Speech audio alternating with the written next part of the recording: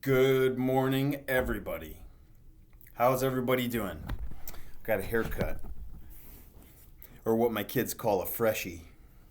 Everybody, do we call that? Is that? I'm gonna ask you guys constantly what the new terminology is. Is this freshie? Did I get a freshie this morning? Anyway, um, hi. I have a message for you today, and I have a favor to ask of you guys today.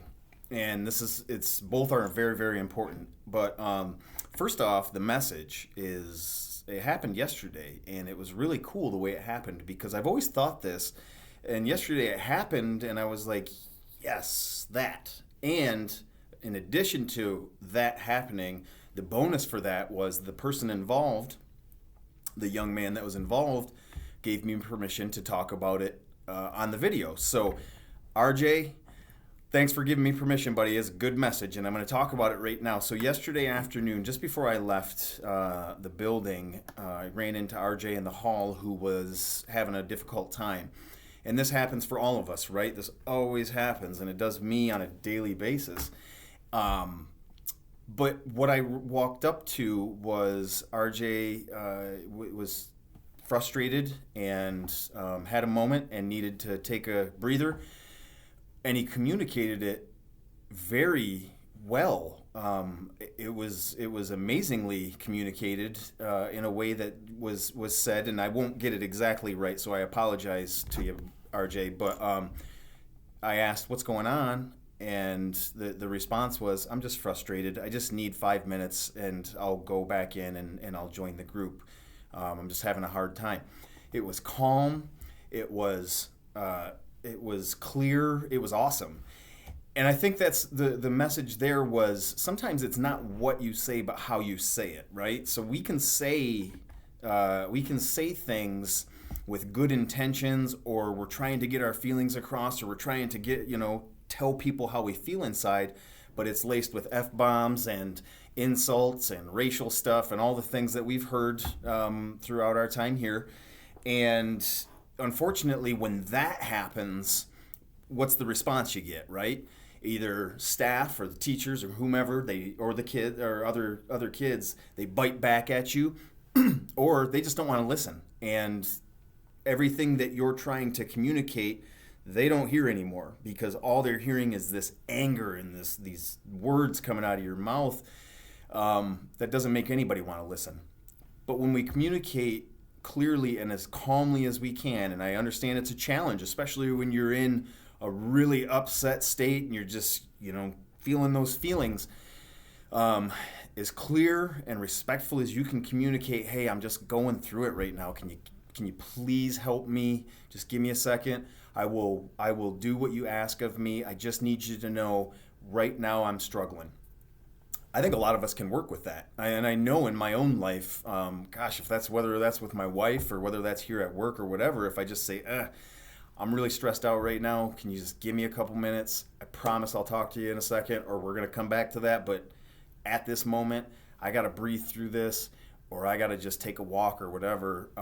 You have those options to cool down and take 15 or whatever it is that you can do in those moments.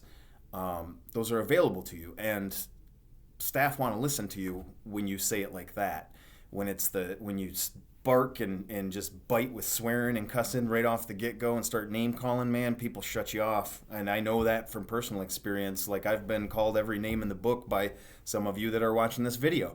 And that's okay. I still love you. Always will.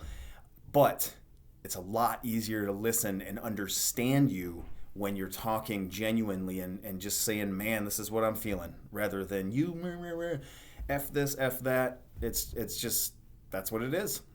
So sometimes it's not what you say, but more so how you say it, right? And you guys know from dealing with staff that sometimes a certain staff member can say this thing and it really makes you mad, and it just, you can't hear them because of the way they said it to you. You felt disrespected or whatever the case is. But then the next staff member says the same thing, but in a different tone and with a little bit more explanation or whatever the case is.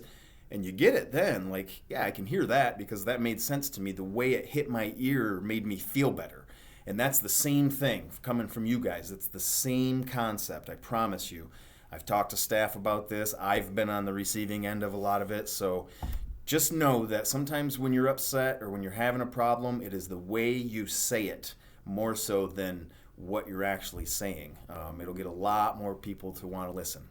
So, okay, on to the favor that I have to ask for you guys, and it's a big one. So tomorrow morning, right bright and early, 8 o'clock, I have to give a big old speech and presentation to a group, a big old group of, I don't know, people that kind of, they kind of intimidate me. Like they're big hitters in the community, and they're big, they got fancy job titles and do fancy things. And my message tomorrow, my speech is about trauma.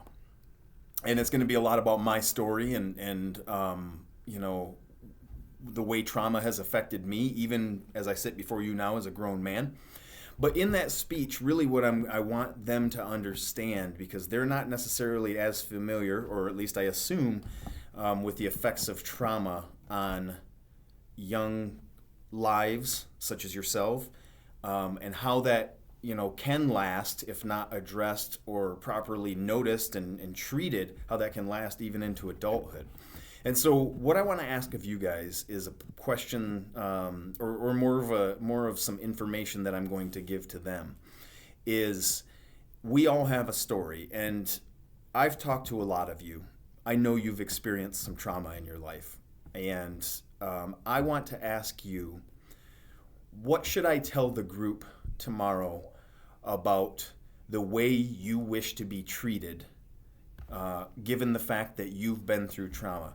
Is it helpful for somebody to just have pity on you and say, "Oh, that's so terrible. That's so," maybe some people, maybe it makes you feel better. Is it more helpful for you if somebody says, "Hey, you've had a bad hand in life, but guess what?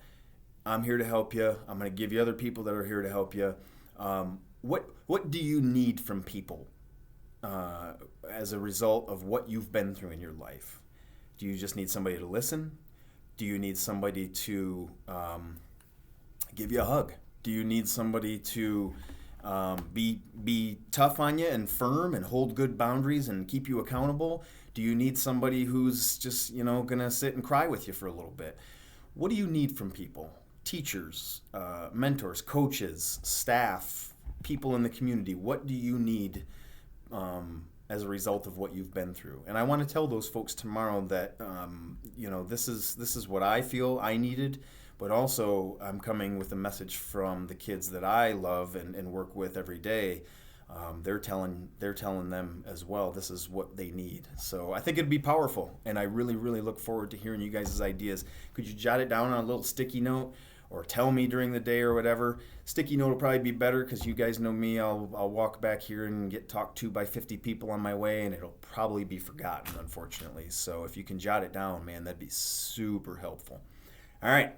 Thank you, guys. Have a good day. I'll talk to you soon.